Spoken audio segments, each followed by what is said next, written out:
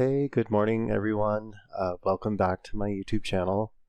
But before we start off with this video, as always, I want to thank everyone for all the support, for all your comments, and also for all the feedback. It's really been great, and hopefully you guys are seeing that I'm applying that feedback and doing my best to make these videos better with each production I do. I was going through my videos, my YouTube videos and my tutorials, and I realized I haven't really spent a whole lot of time going over my approach on hands. If I were to be honest, hands for me are by far the most difficult. Definitely the bane of my existence as an artist. They are very difficult to pin down because their structure and the shapes just change so much with each pose and with each perspective. It's a lifetime endeavor, really.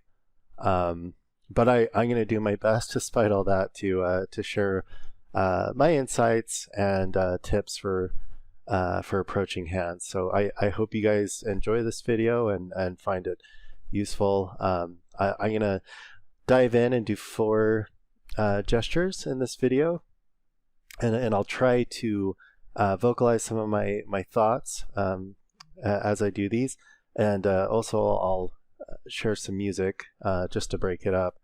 So I hope you guys enjoy, and let's get started.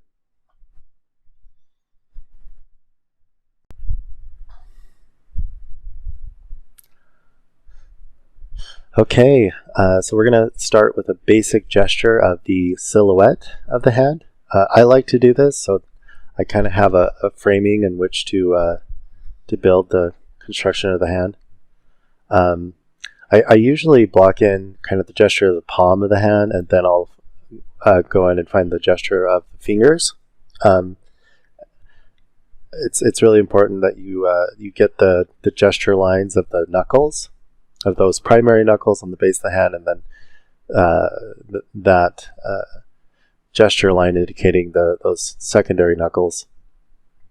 And then I definitely think it's very helpful to find kind of the gesture of where all the points of the fingers align.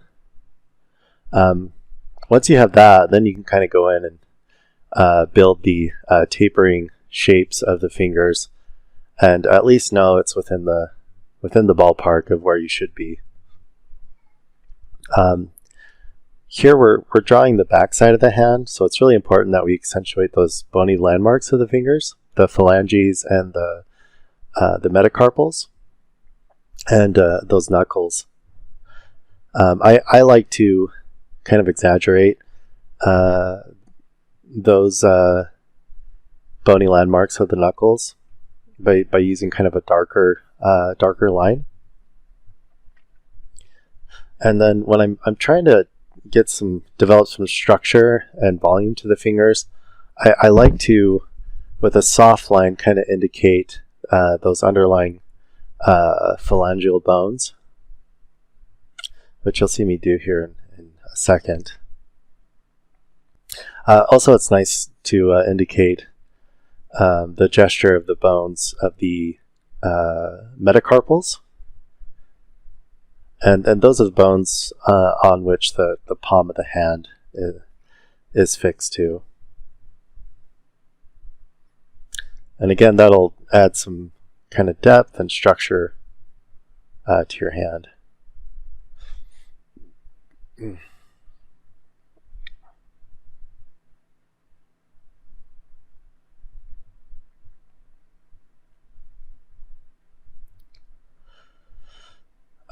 When you're drawing the back side of the hand, it's really important that you indicate the webbing of the fingers and show that the fingers, those phalanges, they actually overlap that webbing.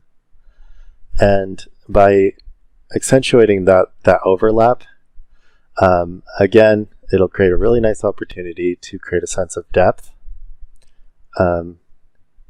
your drawing. And you want to make sure that you get at least 3/4 of an inch of spacing in between where that webbing starts and where the primary knuckles are. That's a plane that a lot of amateurs forget to add in their hand drawings, and definitely will look weird and kind of amateurish if you do that. So be sure to add that webbing there in that plane. As you can see here, I'm just kind of indicating those underlying phalange bones of the fingers, and again going in and kind of accentuating the knuckles and the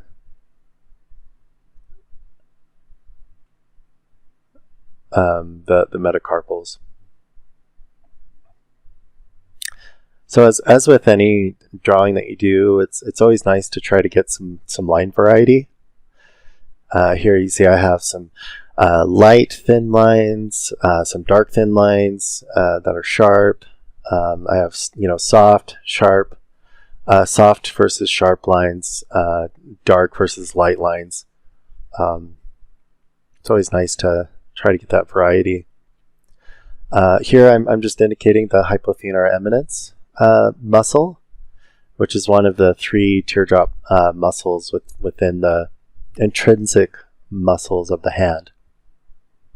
Again, most of the muscles that control the movement of the fingers is actually in the extensors and flexors of the forearm. So there's just those 3 teardrop muscles within the hand itself.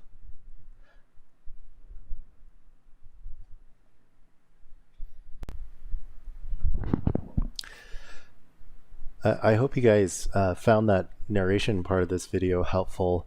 I did my best to try to give you some vocal tips with that first gesture. The rest of these gestures, I'm going to play some music for you guys, so hopefully you can enjoy that, and let me know if you guys would be interested in me doing a more in-depth like Gumroad tutorial on how to approach drawing the hands. I think it would be fun to again go over my approach to gesture, but also maybe we could also go over how to stylize hands and create more kind of cartoony hands as well. And maybe I could also go in depth and show the differences between like drawing a female hand versus a male hand, drawing a larger set person's hand that has meatier fingers compared to somebody who has maybe an older person who has more kind of emaciated spider-like fingers.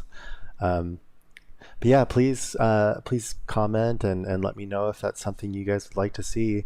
Again, hopefully you enjoyed this, and I hope you enjoy the rest of the gestures and the music.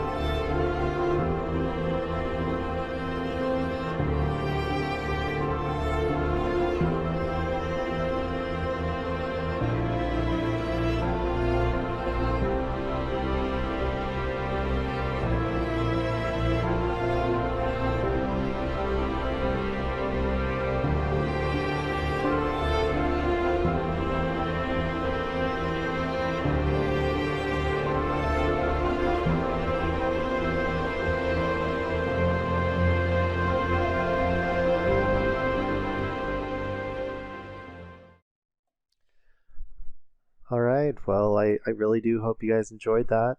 Um, Again, if you would like to see a Gumroad tutorial on this, where I go more in depth and go over variations in style, variations in model types, please let me know. Also, before we end this video, I wanted to let you know I am putting together a online book that I'll sell on Gumroad, a compilation of all of my best figurative work, my best gesture drawings and longer sustained poses, also notes on anatomy, and some of my figurative paintings as well. I had a number of people ask me for this, so I just wanted to throw that out. It's coming out soon, and hopefully you'll enjoy that too. Um, Anyways, again, thanks for stopping by and listening to this video, and until next time, bye.